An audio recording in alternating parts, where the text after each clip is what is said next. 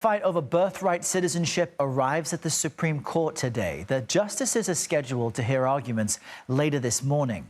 President Trump signed a series of executive orders on his first day of his second term, and among them, an order to deny some people the right to citizenship, even if they were born on U.S. soil.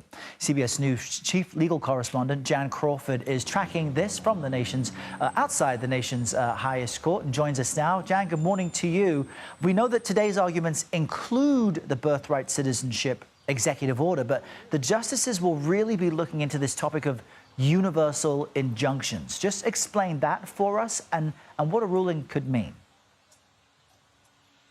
Right. I mean, you're absolutely right. And obviously the issue of birthright citizenship, whether you're automatically a citizen just if you're born here on U.S. soil, which is what people long have thought over 100 years, of course, that is such an important issue. And President Trump is saying that if your parents were here illegally, then it doesn't apply to you. So that would obviously affect a lot of people who are going to be born in this country. But the justices are not looking at the underlying merits of that legal question. Instead, they're looking at whether judges can block it nationwide. So when you file a lawsuit, you go before a judge, and maybe you're a part of a class of people going before a judge in a certain region of the country, and that ruling applies to you and the other people who have sued with you in that region. But what we've been seeing more and more often is that judges are entering their orders in a lawsuit in their courtrooms, but they're applying it to everyone across the country. That's called a universal injunction. It applies to everyone.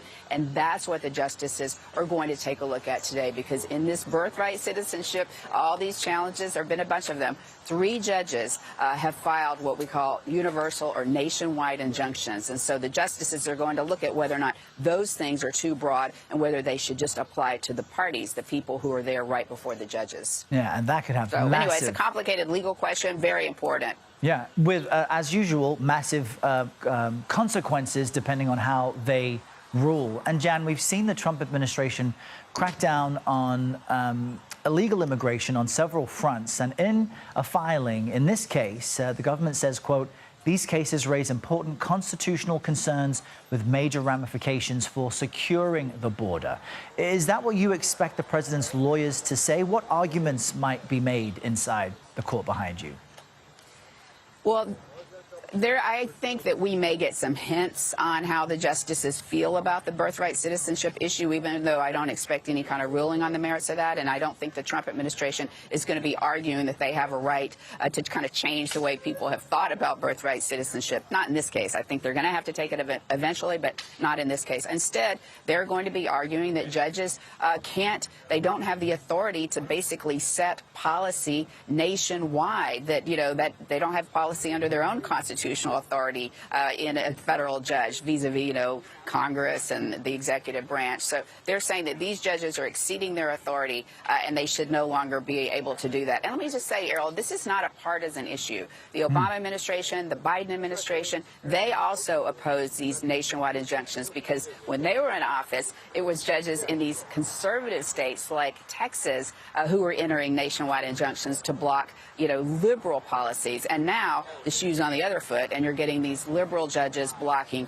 President Trump's policies. 39 of them have been issued just in the first, 4 months or so of his second term. I'm so glad you made that point, Jan, because often when it comes to these legal components, it depends on which party holds power in which branch when people have a certain opinion. And so it sounds like what you're saying is it's difficult to predict which way the Supreme Court might go on this topic, since both Democrats and Republicans have effectively made the same case. That's right. I mean, I think this case is going to be fascinating arguments, and we will usually get a sense of how the justices are leaning here. I know there have been increasing concerns over the years from the justices about these nationwide injunctions, and several of them have been urging their colleagues to intervene and kind of rein them back in, that, suggesting that, one federal judge just doesn't have this power under the Constitution. The courts don't have that kind of power.